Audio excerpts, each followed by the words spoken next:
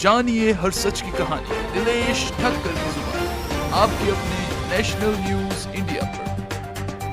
जब से बात आई है कि मोढेरा आश्रम अहमदाबाद आश्रम को नोटिस दी गई, तब से चेतन भाई एकदम चिंतित रहते थे। कोई अचानक से आए, हमें बोले कि भाई आपको 5 दिन में आश्रम खाली करना है और नहीं तो हम इसको तोड़ देंगे, तो आघात लगेगा ना। इतना गहरा सदमा लगा चेतन भाई को कि रात को यही चिंता में सोए, सुबह उठे ही नहीं। तो सरकार से निवेदन है कि बीच वाला रास्ता रखे, ओलंपिक हो नो डाउट, बट लेकिन आश्रम को तोड़ के हो, ये तो सही बात नहीं है। सरकार को अपना मास्टर प्लान बदलना चाहिए ताकि आगे ऐसी कोई अनहोनी घटनाएं और ना सुनने को मिले।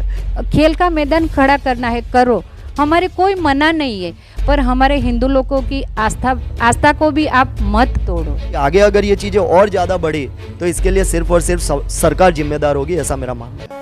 हरे राम राम राम हरे हरे, हरे राम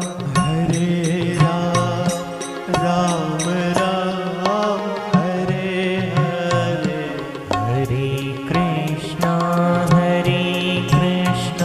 कृष्णा कृष्णा हरे हरे। से बात आई है कि मोढेरा आश्रम अहमदाबाद आश्रम को नोटिस दी गई, तब से चेतन भाई एकदम चिंतित रहते थे, मौन हो गए थे, समझो कि मौन ही हो गए थे। फिर वो लोग हमसे फ़ोन किए थे कि मतलब हम लोग श्री आसारामण पाठ का अनुष्ठान करते, तो हम लोग भी पाठ में जुड़े थे और यज्ञ होते थे और मालाएं भी होती थी। तब से मतलब वो चिंतित तो ज़्यादा रहते ही थे।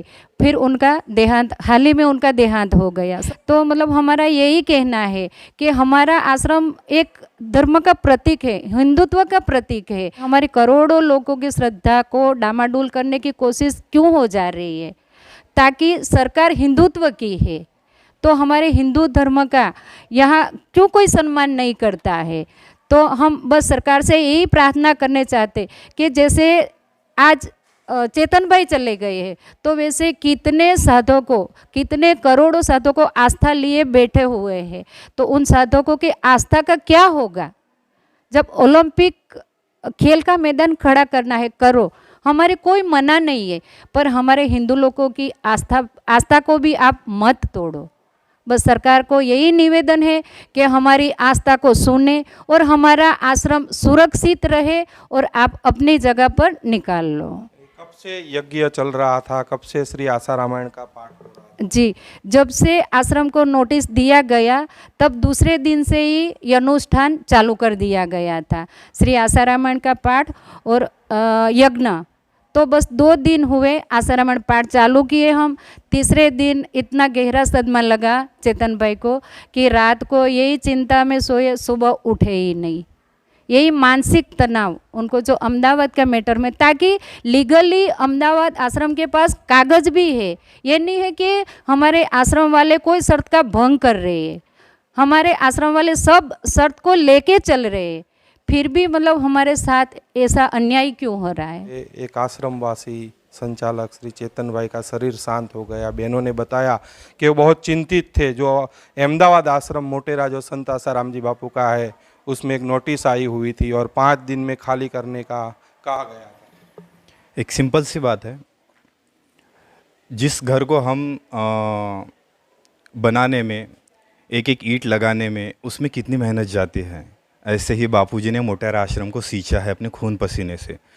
और आज से लगभग 50-60 सालों से बापूजी वहाँ पे सेवा में रहते हैं। और बापूजी की सेवाएं खाली वाक्य नहीं है, वो प्रत्यक्ष है। आज 17,000 बाल संस्कार केंद्र वहाँ से चलते हैं, मोटेरा आश्रम से युवा सेवा संघ चलते हैं, असंख्य गौशालाएँ चलती है।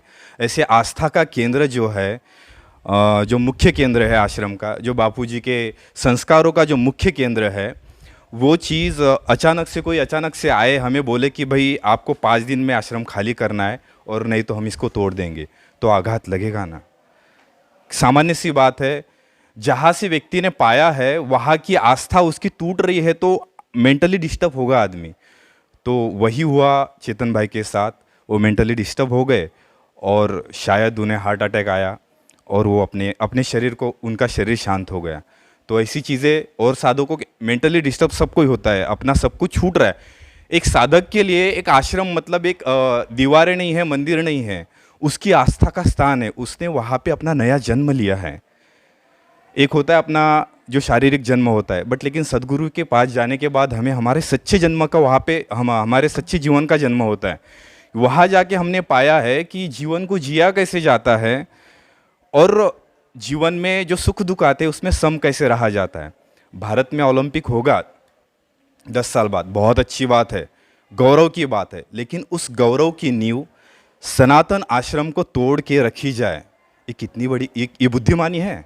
ये प्रश्न है कि हमारी जो धरोहर है, जहाँ से हमारे भगवान कृष्ण और राम जी भी आते हैं ना, हमने सुना है महाभारत में हो या रामायण में हो कि राम जी भगवान जी भी आते हैं तो राजपाट छोड़ के आश्रम में जाते हैं, वहाँ पे वेद अध्ययन करते हैं और वहाँ से अपने जीवन को और विकसित करते हैं। इसी प्रकार जो बापूजी के आश्रम है ना, तो वहाँ पे भी वो चीज़ें मिलती है आज भी, जो राम जी ने उस समय में पाई थी, कृष्ण जी ने, वो ज्ञान हमें अभी मिलता है बापूजी के आश्रम में। तो वो ज्ञान का जो मुख्य केंद्र है, सनातन धर्म की जो धरोहर है, उसी को तोड़ने की बात होगी तो ये गलत बात है। तो सरकार से निवेदन है कि बीच वाला रास्ता रखे, ओलंपिक हो नो डाउट, बट लेकिन आश्रम को तोड़ के हो, ये तो सही बात नहीं है। कोई भी साधक जब अपने गुरु से जुड़ते हैं तो कितने साधक अपना पूरा जीवन समर्पित कर देते हैं, फिर वो घर पे नहीं रहते, वो आश्रम में पूरी ज़िंदगी को गुरुदेव की सेवा और साधना में गुजार देते। तो ऐसे भारत में बहुत सारे आश्रम हैं। भारत देश ऐसा है कि जहाँ पर आश्रम के अंदर साधक रहकर वो पूरे समाज के कार्य में लग जाते हैं। तो जितने भी समाज के उत्थान के कार्य हैं वो सभी कार्य उसी केंद्र से होते हैं।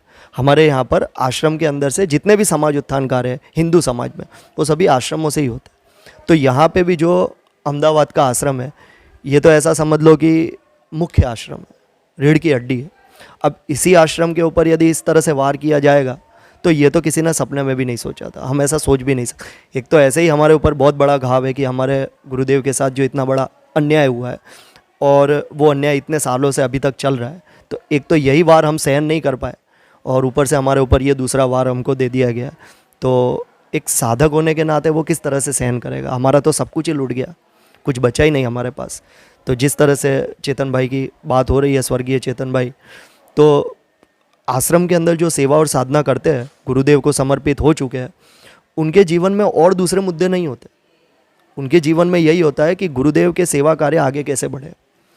और ऐसे आश्रमों के ऊपर जब चोट होगी तो वो जिस तरह से राजेश भाई ने बोला और जिस तरह से हमारे बहनों ने बोला कि साधक भीतर से टूट जाता है जी, तो हमारे जो साधक है वो भीतर से टूट चुके हैं। और ऐसा ही नहीं है, स्वर्गीय चेतन भाई ये उदाहरण है जो हमारे सामने ये आज देखने को मिल रहा है और हम उनके लिए भी बहुत ही दुखी है भीतर से।